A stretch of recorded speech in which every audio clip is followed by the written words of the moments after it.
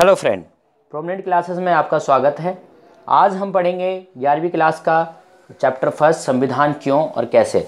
मैंने आपके सामने कुछ क्वेश्चंस लिखे हैं 1, 2, 3, 4। ये सारे क्वेश्चंस आपके फर्स्ट चैप्टर में से वेरी इंपॉर्टेंट है। वेरी इंपॉर्टेंट बोल सकता हूँ मैं इसको, क्योंकि ये ज़रूर इनमें चारों में से एक ना एक क्वेश्चन आएगा। दोस्तों, ज़्यादातर मेरा जो आइडिया है वो इस क्वेश्चन को आप ज़रूर करके जाइएगा, और ये जो क्वेश्चन मैं कराऊंगा ये इन दोनों क्वेश्चन में एक ना क्वेश्चन आपके एग्जाम में आना 100% श्योर है। तो दोस्तों, आइए क्लास आज के शुरू करते हैं। सबसे पहले शुरू करते हैं प्रश्न फर्स्ट से। प्रश्न पहला जो हमारा है वो है, संविधान क्या है? संविधान क्या है? दोस्तों, जैसा कि हम जानते हैं यहाँ संविधान लिखा है। संविधान का मतलब होता है एक विधान, और विधान का अर्थ होता है कानून। विधान का क्या अर्थ होता है? कानून। तो दोस्तों, वैसे संविधान क्या है? अगर हम इसकी बॉटम लाइन समझे या इन शॉर्ट समझे तो संविधान किसी राज्य के शासन प्रबंध संबंधित नियमों का एक दस्तावेज होता है। मैंने क्या बोला, दोबारा सुनिए। संविधान जो है, संविधान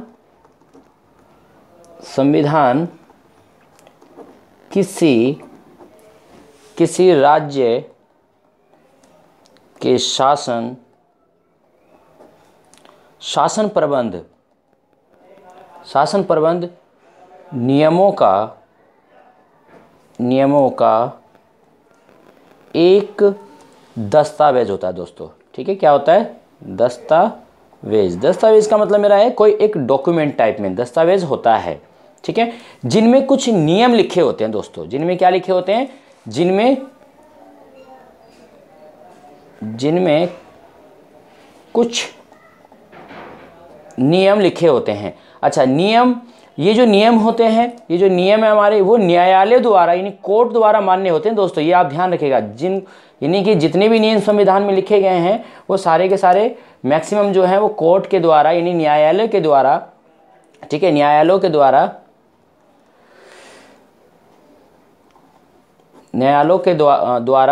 द्वारा मान्य हैं। मान्य है का मतलब उनको मान्यता दे रखी है कोर्ट ने। ठीक है, अच्छा, और उनके द्वारा लागू भी किए जाते हैं। मतलब ये जो नियम है, ये जो नियम बनाए गए हैं, ये कोर्ट के ही द्वारा नियम लागू होते हैं। किंतु ध्यान रखने वाली बात यहाँ पर यह है कि कुछ ऐसे भी नियम होते हैं दोस्तों जो पूर्णतः वैधानिक नहीं होते, यानी कि लीगली नहीं होते हैं। जो लीगल पूरी तरह से वैधानिक ना हो, यानी कि जो वैधानिक नहीं होते हैं, जो न्यायालय द्वारा प्राप्त है, उनको तो हम वैधानिक बोलेंगे। ठीक है, उनको हम क्या बोलेंगे? वैधानिक। लेकिन जो न्यायालय द्वारा प्राप्त नहीं है उनको हम क्या बोलते हैं दोस्तों? उनको हम बोलते हैं अर्धवैधानिक। क्या बोलते हैं उनको हम? अर्धवैधानिक, क्योंकि वो न्यायालय के द्वारा प्राप्त नियम उसमें समावेश नहीं किया गया है। ठीक है, तो उनको हम क्या कहते हैं? अर्धवैधानिक नियम कहते हैं। ठीक है, अच्छा, इनको कौन से होते हैं? ये वो नियम होते हैं जो पूर्णतः हम कह सकते हैं रूढ़ियों या परंपरागत जो प्रथाओं, जो प्रचलित व्यवहार जो पहले से चलती आ रही है, उन विधि व्याख्याओं से इसका निर्माण हुआ। ये उन चीज़ों को इसमें रखा गया। हालांकि ये नियम न्यायालय इन्हें मान्य नहीं देती है, मतलब इनको न्यायालय कोर्ट इनको मान्य नहीं देती है, परंतु फिर भी शासन प्रबंध की व्यवहारिकता में इनका महत्व कम नहीं होता है। तो हम समझ गए कि इन दोनों प्रकार के नियमों का मिला जुला रूप ही संविधान होता है। यानी कि इन दोनों का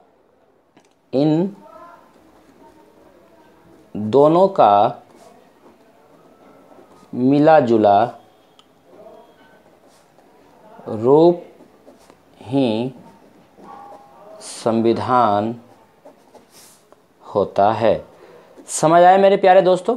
मैंने क्या बोला, एक बार दोबारा रिपीट करता हूं। मैंने ये बोला कि संविधान क्या है?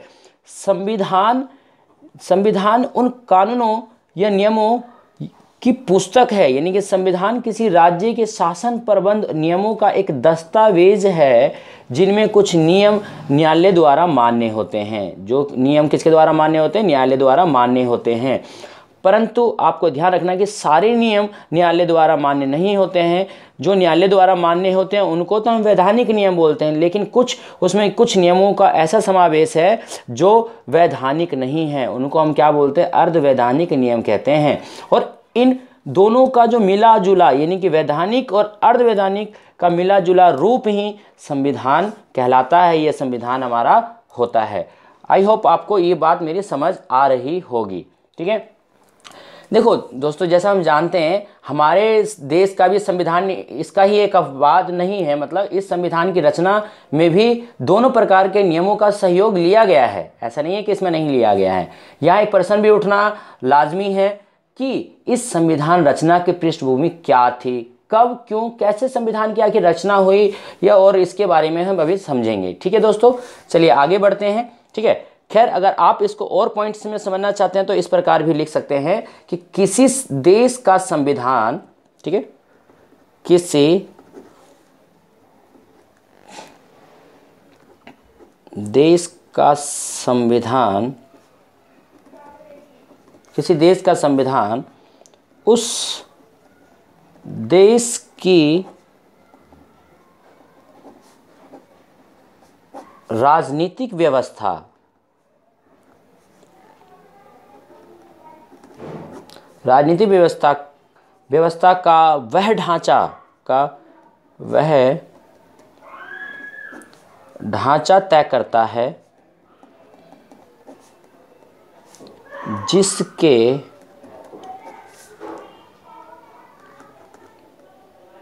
जिसके द्वारा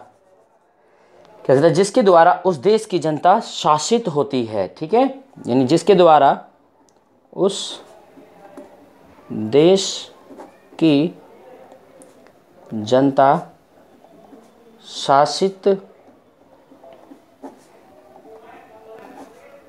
होती है। ठीक है दोस्तों, अच्छा, यानी कि शासित होती है, और उन नियमों और कानूनों के समूह को संविधान कहा जाता है जो किसी देश के शासन को सुचारू रूप से चलाते हैं। मैंने क्या बोला, किसी देश के शासन को सुचारू रूप से चलते हैं, यानी कि नियमों और कानूनों के उन समूहों को हम संविधान कह रहे हैं जो किसी देश के शासन को सुचारू रूप से चला रहा है। ठीक है, यानी कि वे नियमों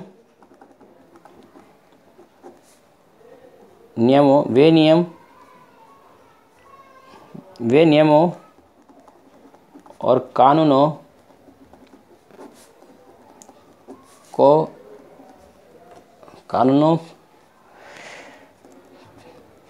के समूह, ये लिखिए, ये ज़्यादा बेटर रहेगा, समूह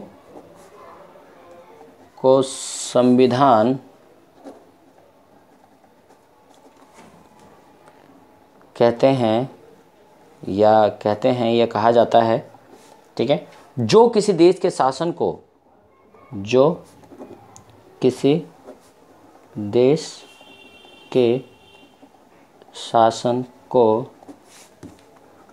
सुचारू रूप से चलाता है। ठीक है जी, आई थिंक आपको समझ आ गया होगा। मैंने संविधान आपको समझा दिया है। संविधान आखिर है क्या? संविधान किसी राज्य के शासन यानी कि वहाँ का जो शासन चल रहा है उसका मैनेजमेंट, यानी उनको किस तरह से मैनेज करें, उन नियमों का ही एक दस्तावेज है, जिनमें कुछ नियम न्यायालय द्वारा मान्य होते हैं, परंतु कुछ नियम जो होते हैं वो क्या होते हैं, न्यायालय द्वारा नहीं मान्य होते। उनको हम क्या बोलते हैं? उनको हम बोलते हैं अर्धवैधानिक नियम बोलते हैं। और अर्धवैधानिक और वैधानिक नियमों का समावेश ही, यानी उनका मिला जुला ही संविधान कहलाता है दोस्तों। ठीक है, किसी देश का संविधान राजनीतिक व्यवस्था का, यानी किसी देश का संविधान जो है राजनीतिक व्यवस्था का वह ढांचा तय करता है जिसके द्वारा देश की जनता शासित होती है, यानी कि देश की जनता उस शासन प्रणाली को मानती है। और वे नियमों, या हम ये भी कह सकते हैं कि वे नियमों और कानूनों के समूह को संविधान कहते हैं जो किसी देश के शासन को सुचारू रूप से चलाती है। दोस्तों समझ आ गया? ठीक है, अब आइए अगले प्रश्न की ओर समझते हैं। हमारा दूसरा क्वेश्चन था कि भारतीय संविधान सभा के निर्माण पर एक टिप्पणी करनी है। जी हमें क्या करनी है? हमें भारतीय संविधान सभा के निर्माण की, आखिर भारतीय संविधान सभा हमारा बना कैसे और उसका प्रोसेस क्या था। आइए दोस्तों इसको समझते हैं। ठीक है, यहाँ मैं प्रश्न चलिए लिख देता हूँ। ठीक है, ये फिर मैं, ठीक है, हम जो अब पढ़ रहे हैं कि संविधान निर्माण किस प्रकार से हो, संविधान सभा के निर्माण की, संविधान सभा निर्माण। ठीक है, संविधान सभा निर्माण की बात करते हैं दोस्तों। ठीक है, चलिए इसको मैं पॉइंट वाइज समझता हूँ, आप भी पॉइंट वाइज लिख लीजिएगा, एग्जाम में भी आपके काम आएगा। ठीक है, एग्जाम में इसी तरह से लिखना, पूरे मार्क्स आपको मिलेंगे। ठीक है, चलिए शुरू करते हैं। आखिर संविधान सभा का निर्माण कैसे हुआ, कब हुआ, कितना समय लगा और किस उस बीच क्या स्थितियां थी हमारे देश की। ठीक है, आइए दोस्तों, हाँ शुरू करते हैं। देखिए, इसमें आपको मैं बता दूं कि हमारा जो संविधान सभा का निर्माण की जो बात हुई, ये फिर जो आई वो कैबिनेट मिशन के अंतर्गत आया, यानी कि 1946 के कैबिनेट मिशन। दोस्तों क्या मैंने बोला, कैबिनेट, इसको ध्यान रखना। यानी संविधान सभा का निर्माण की जो बात हुई वो किसके अंतर्गत हुई थी, कैबिनेट मिशन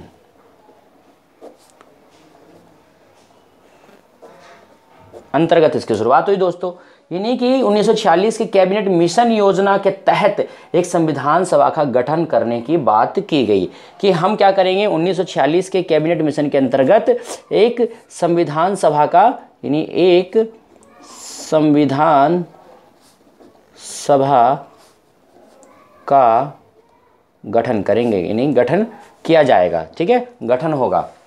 अब क्या होता है दोस्तों, जिसकी सदस्य संख्या कितनी होगी, यानी कि अब सदस्यों पे आ जाइए, यानी कि जिसकी सदस्य संख्या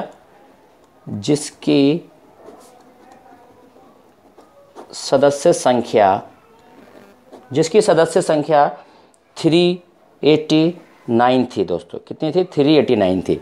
यानी 389 के अंतर्गत ये जो सदस्य जो बने, इन सदस्यों के अंदर भी अलग अलग टीमें थी दोस्तों। ठीक है, समझिए 389 में, जिसमें कि 292 जो प्रतिनिधि ब्रिटिश प्रांतों के थे। ठीक है, किसके थे, जो ब्रिटिश प्रतिनिधि थे।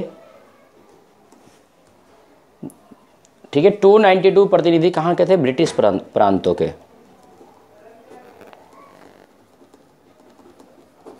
प्रांत मतलब दोस्तों राज्य होता है। ठीक है, तो आप प्रांत को कंफ्यूज नहीं होना प्रांत से। ठीक है, जिसको यानी कि ब्रिटिश प्रांतों के थे, जबकि इसके अंतर्गत यानी कि 389 में ही 93 जो सदस्य थे इसके अंदर, वे कौन थे, वे हमारे देसी रियासत के लिए गए थे। किसके, देसी रियासत। अब ये सोच रहे होंगे आप, ये देसी रियासत क्या है, यानी देसी रियासत ये है हमारे प्रिंसली स्टेट, जहां राजा लोग रहा करते थे, उनकी बात करी हमने दोस्तों, ये 93। और 4 जो थे वो 4 सदस्य वे थे जो चीफ कमिश्नरी क्षेत्र के थे। ठीक है, तो इस प्रकार हमारे संविधान सभा की कुल संख्या का निर्माण हुआ, यानी कुल सदस्य संख्या हमारे सदस्यों बैठे, जिसमें से 292 प्रतिनिधि हमारे ब्रिटिश प्रांत के थे। ठीक है, 93 सदस्य हमारे देसी रियासत के थे, 4 सदस्य ऐसे थे चीफ कमिश्नरी क्षेत्र के थे। ठीक है दोस्तों, आई होप आपको ये बात समझ मेरी आ गई होगी। अब आगे बढ़ते हैं, और आगे आप देखिए इसके अंदर सेकंड पॉइंट जो हमारा है, कि जो इसके अंतर्गत जो सेकंड पॉइंट हमारा है वो देखो, इतनी बात दोबारा एक बार रिपीट कर लेते हैं, आई होप। ठीक है, 1946 के कैबिनेट मिशन के अंतर्गत हमारा संविधान सभा का गठन किया गया, जिसके अंतर्गत सदस्य कितने थे, 389 थे, जिसमें से 292 प्रतिनिधि जो थे ब्रिटिश प्रांतों के थे, 93 सदस्य जो थे देसी रियासत के थे, 4 सदस्य चीफ कमिश्नरी क्षेत्र के थे। अच्छा देखिए, अब हम बात करते हैं ब्रिटिश प्रांत के क्या हिसाब, किस तरह से इनको मतलब सदस्यता दी गई, वो हम समझते हैं, किसको कितनी जगह दी गई। ठीक है, तो ब्रिटिश प्रांत जो था हमारे, ब्रिटिश प्रांत के 10 लाख, ठीक है, 10 लाख की जनसंख्या, 10 लाख की जनसंख्या पर एक 10 लाख की जनसंख्या पर एक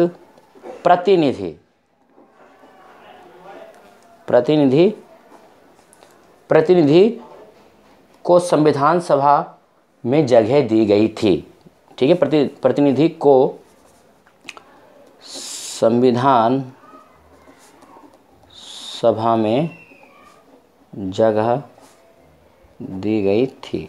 ठीक है दोस्तों, देखो मैंने क्या लिखा है यहाँ पे, ब्रिटिश प्रांत में 10 लाख, जहाँ की जनसंख्या 10 लाख थी ना दोस्तों, उन जनसंख्या पर एक प्रतिनिधि रखा गया, यानी कि उनके ऊपर एक हमारा एक प्रतिनिधि चुना गया, उसने संविधान सभा में उसको जगह दी। यानी कि अगर 10 लाख जहाँ की जनसंख्या है तो वहाँ से सिर्फ एक प्रतिनिधि संविधान सभा में बैठक में आएगा। ठीक है। तीसरी बात जो मेन है वो ये है कि प्रत्येक प्रांतों की सीटों को 3 प्रमुख समुदायों में बांट दिया गया। मैंने क्या बोला? प्रत्येक प्रांत जो थे हमारे, प्रांतों की सीटों को 3 प्रमुख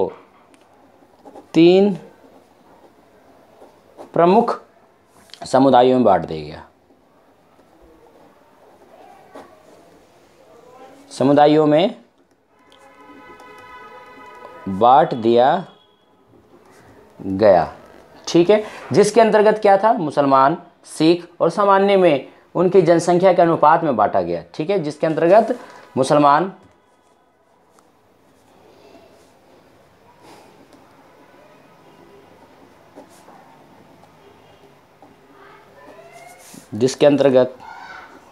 यानी कि जो मुस्लिम लोग थे, मुसलमान, सिख और सामान्य, यानी कि इन तीनों में उनकी जनसंख्या के अनुपात में बांटा गया। यानी कि उनकी जनसंख्या के अनुपात में।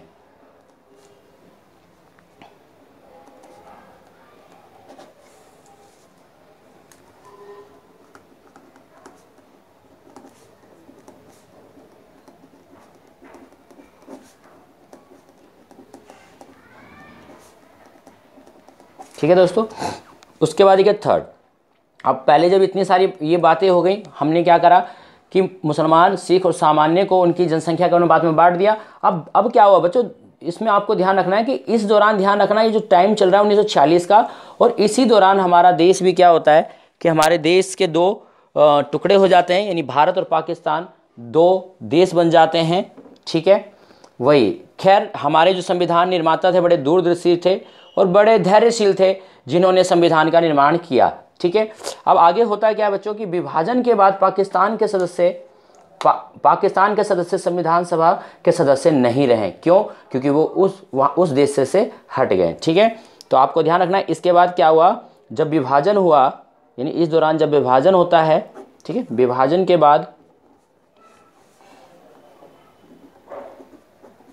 के बाद पाकिस्तान के जो सदस्य थे, पाकिस्तान के सदस्य संविधान सभा के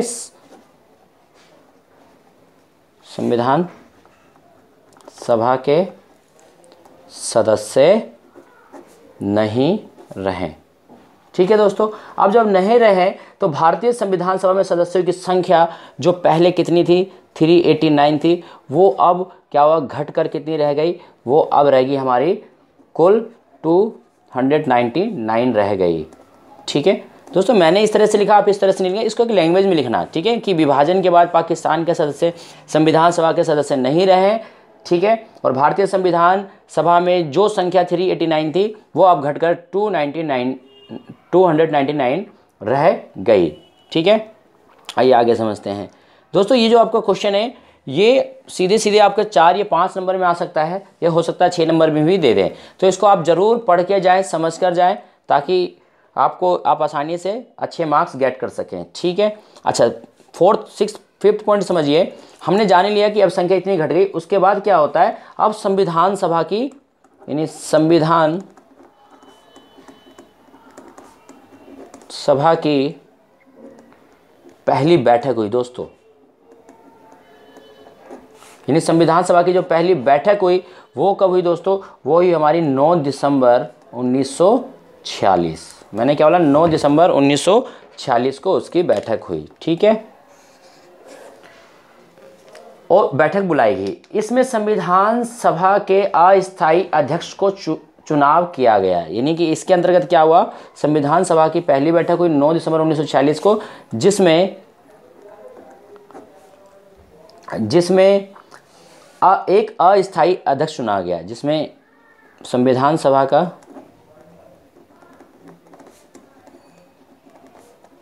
का एक अस्थाई, ठीक है, अस्थाई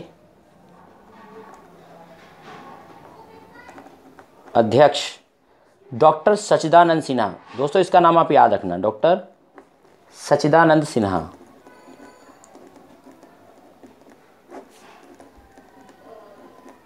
डॉक्टर सच्चिदानंद सिन्हा को संविधान सभा के एक अस्थायी अध्यक्ष डॉक्टर सच्चिदानंद सिन्हा को चुना गया।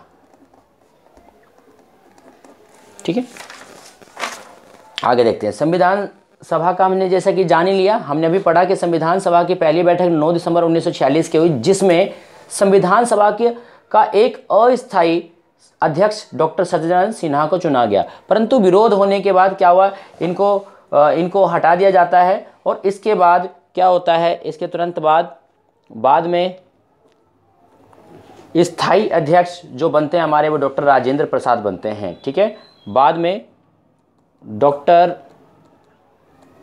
राजेंद्र प्रसाद को संविधान सभा का स्थायी अध्यक्ष चुना गया।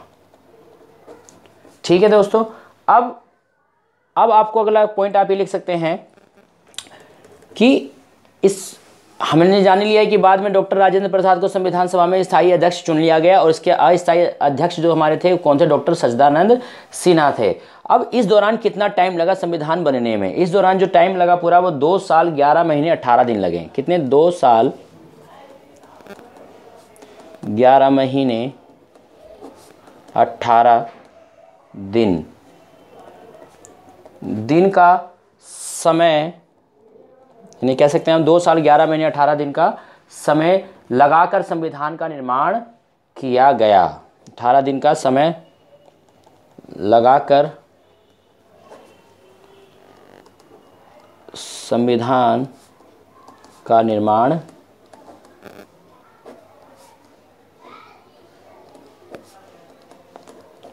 किया गया। ठीक है, और ये बनकर जब तैयार हुआ 26 नवंबर 1949, इस तारीख को हमारा संविधान बनकर तैयार हो गया था, यानी कि अंगीकृत हो गया था। क्या हो गया था, अंगीकृत। हमारा संविधान अंगीकृत हो गया था, बनकर तैयार हो गया था। ठीक है, इसीलिए इसी दिवस को, यानी इसको हम संविधान दिवस के रूप में मनाते हैं या विधि दिवस के रूप में। भारत का विधि दिवस मनाया जाता है इसी दिन दोस्तों, भारत का विधि दिवस भी मनाया जाता है। परंतु ध्यान रखना है कि परंतु संविधान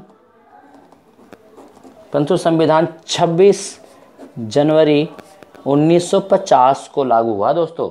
कब लागू हुआ, 1950 को लागू हुआ। तो इस प्रकार हमारा संविधान का निर्माण हुआ। आई होप आपको ये समझ आ गया होगा। ठीक है, पूरा का पूरा। अब आगे देखें, अगला प्रश्न हमारा क्या था। अगला प्रश्न दोस्तों हमारा था कि बदलाव के आधार पर संविधान कितने प्रकार का होता है। ठीक है, आप पीछे क्वेश्चन देखिएगा। ठीक है, आप देख सकते हैं क्वेश्चन जो हमारा है क्या। चलिए मैं यहाँ लिख देता हूँ कि जो अगला प्रश्न है दोस्तों, ये बड़ा इंपॉर्टेंट क्वेश्चन है जो मैं लिखने वाला हूँ। ठीक है, ये पेपर में अक्सर पूछे जाने वाले क्वेश्चन को मैंने उठाए सीधे। ठीक है, तो आप इन्हें ज़रूर पढ़ के जाएं एक बार। ठीक है, और आपके अच्छे मार्क्स जरूर आएंगे। ठीक है, इन क्वेश्चनों को आप कर लें। ठीक है, आइए देखते हैं अगला क्वेश्चन। थर्ड जो हमारा क्वेश्चन था, बदलाव के आधार पर संविधान कितने प्रकार का होते हैं। ठीक है, बदलाव के आधार पर।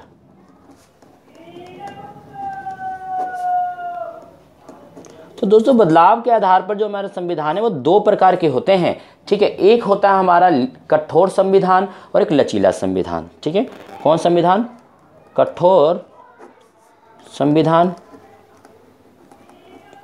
व दूसरा जो हमारा है वो है लचीला संविधान।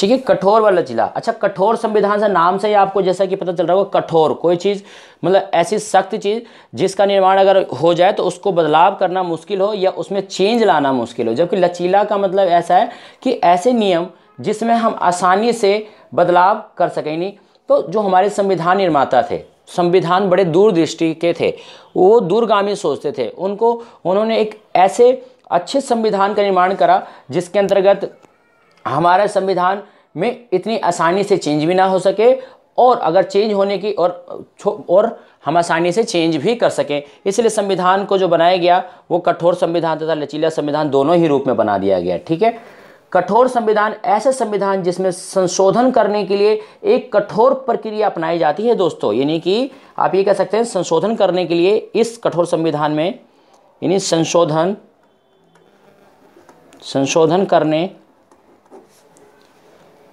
करने के लिए कठोर प्रक्रिया अपनाई जाती है। ठीक है,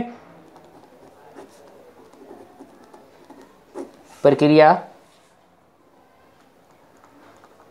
अपनाई जाती है। ठीक है, ऐसे संविधानों में संशोधन करना बहुत कठिन होता है। जैसे ये जो आप देख सकते हैं, ये संयुक्त राज्य अमेरिका का संविधान में जो है कठोर संविधान बना हुआ है। ठीक है, इस प्रकार तो आइए समझते हैं लचीला संविधान अब क्या होता है। जी, हम समझ गए कठोर संविधान क्या होता है। कठोर संविधान वह संविधान होता है जिसमें आसानी से संशोधन ना किया जा सके तथा कठोर संशोधन करने की जो प्रक्रिया होती है वो बहुत कठोर होती है। ठीक है, लचीला संविधान किसे कहते हैं? ये कौन से देश का है दोस्तों? यूएसए का है।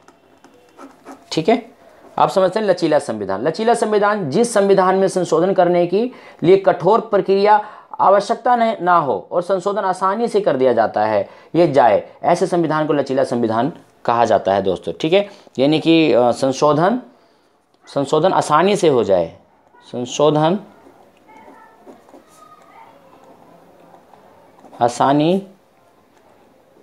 आसानी से कर दिया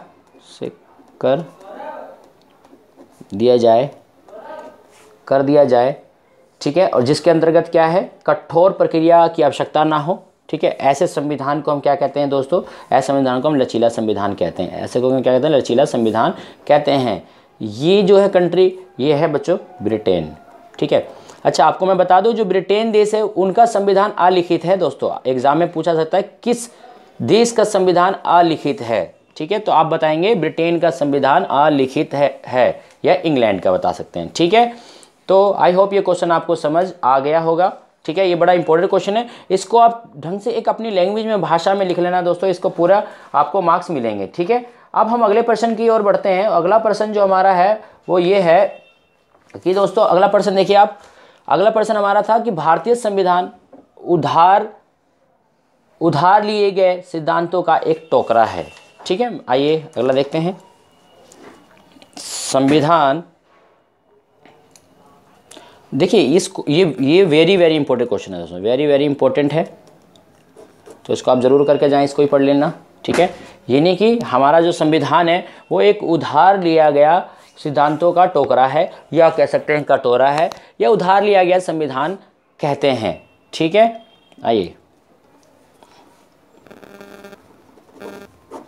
भारतीय संविधान उधार लिया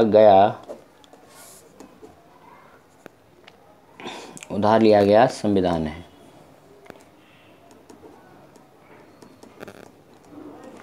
तो दोस्तों एक बात हम समझते हैं, जैसा कि क्वेश्चनों में मिलता है, भारतीय संविधान उधार लिया गया संविधान है या सिद्धांतों का टोकरा है या कटोरा है, ये कुछ भी अगर इस तरह से आता है, ठीक है, कटोरा है या पिटारा है, तो दोस्तों इसका आंसर यही होगा जो मैं लिखवाने वाला हूँ। ठीक है, तो इसको आप जरूर कर लें, आपको इससे कंफ्यूज नहीं होना है कि उसने टोकरा बोला, ये कटोरा बोला है, क्या बोला है। बस जैसा कि हमें मालूम है हमारे संविधान में जो जितनी भी शक्तियाँ ली गई हैं वो अलग अलग, अरे